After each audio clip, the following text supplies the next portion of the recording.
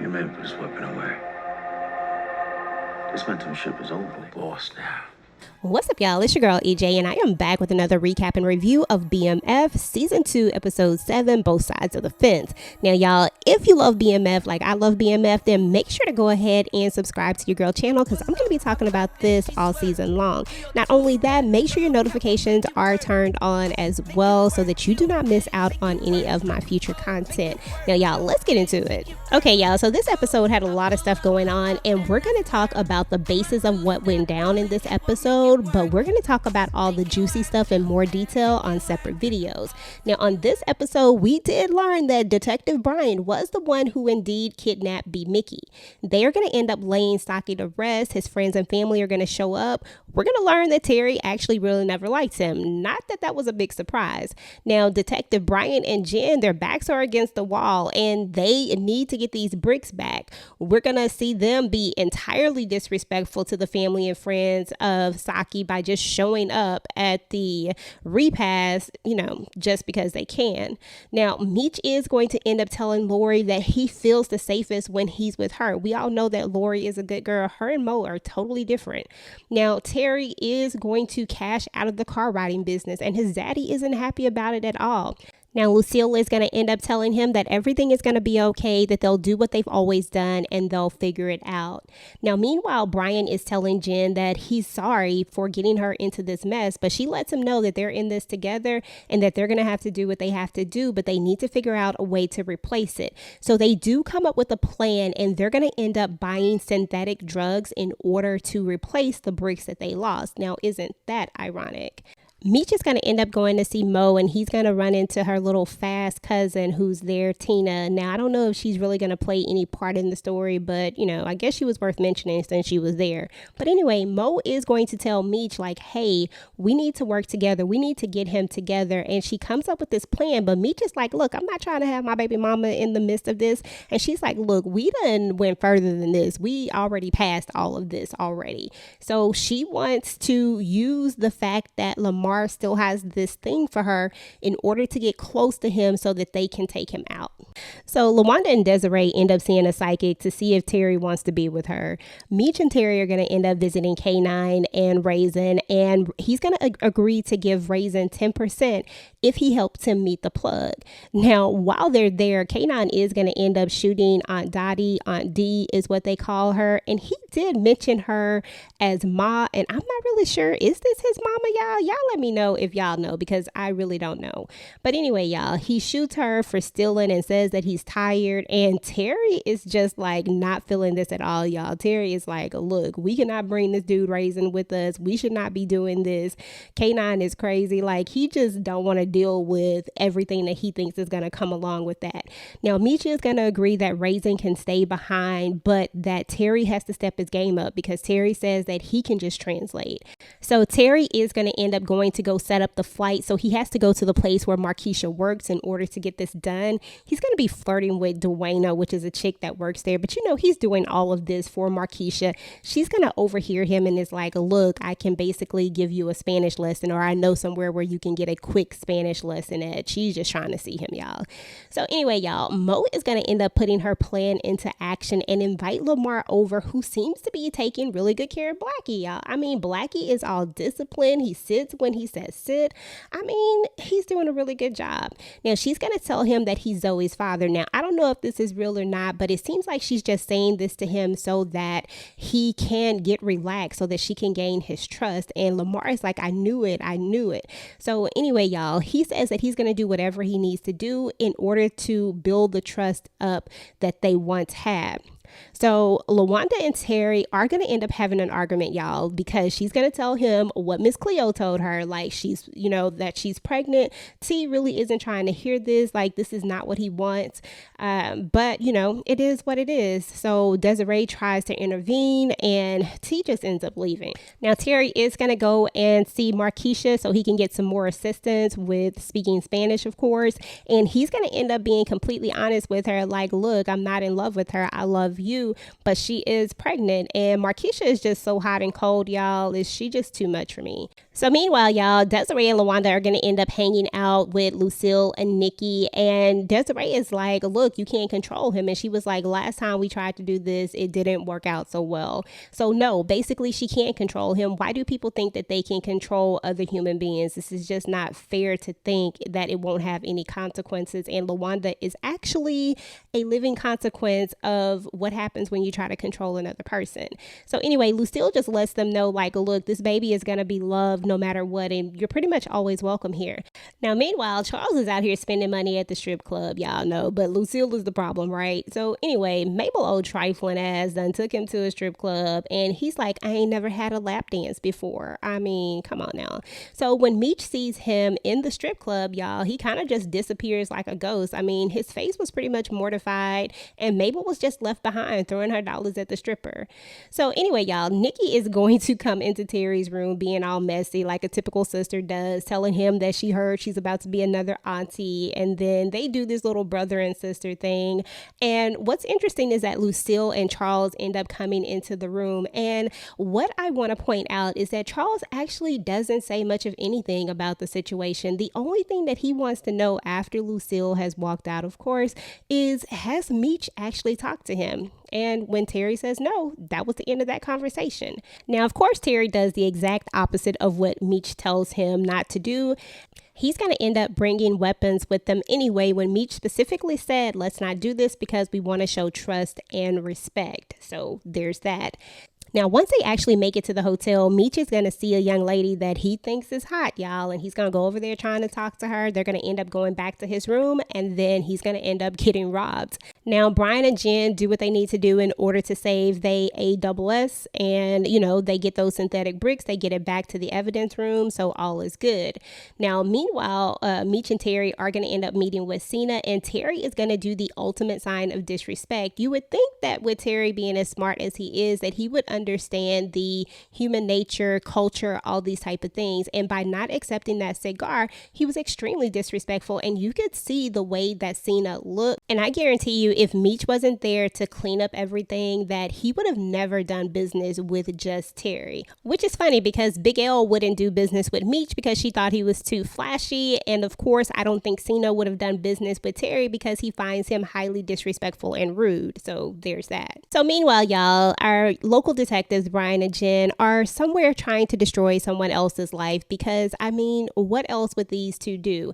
They use those photos that they took of Terry and they bring them to LaWanda thinking that she's going to help them in some way, form, or fashion. So Meech is learning that the whole robbery thing was a setup. They wanted to see if he could be trusted, and he asked him about the weapons there, and then he tells them, of course, what happened and what his brother thought. And then it turns out Cena actually thinks that Raisin is going to take over. He thinks that Meech is this middleman, and Meech has to let him know, like, look, I don't know what Raisin told you, but it looks like there has been, you know, some things communicated that were not communicated with me. And then he tells them why he's there and what he's trying to accomplish. And he tells them, like, look, hey, I will take the debt from K9 out of the profits that we make in exchange for his life, because it looks like Raisin has pretty much double crossed everybody in this situation. So Terry is going to end up coming in, and he's going to basically go into more detail about what he and his brother can do. Now, although Cena thinks that he is highly rude and disrespectful, and Meech, of course, agrees, Cena does end up giving them 300 keys instead of the 100 that they asked for. So now Meech and Terry are in the game, y'all, and they are actually going to be suppliers instead of needing a supply.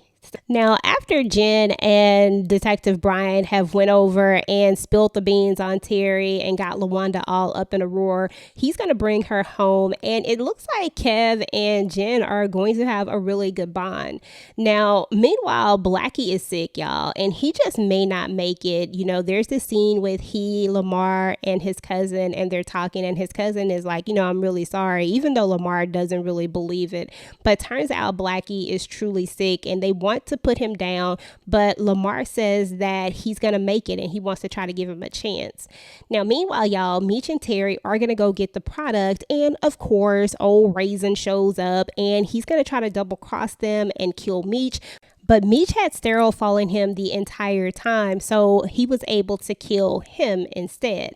Now, of course, Terry is like, this is bad, and he doesn't know how they're going to explain all of this to K9. Like, he's really, really worried about it. Now, meanwhile, y'all, Lamar done took Blackie to church because he looks dead. Like, it doesn't look like Blackie has made it. He looks like he's gone, and I guess he believes that, you know, they can bring him back to life, like they can raise him from the dead. And when the pastor tells him that, look, I'm just a vessel, like I can't do that, like I'm not God, I'm not, you know, someone that can raise someone from the dead, pretty much, Lamar is just not feeling it. And he's like, look, y'all in here listening to this man. And then he tells him about who the people pay their tithes to and all of this stuff, and it just gets a little crazy in church. And then Pastor Swift is like, look, Ninja, this is what it's gonna be. I'm gonna need you to get up out of here. And when he pulls that gun out, I was like, okay, I see you. And then the pastor says, look, the devil is a lie out here trying to bring back the east side, Pastor Swift, you know?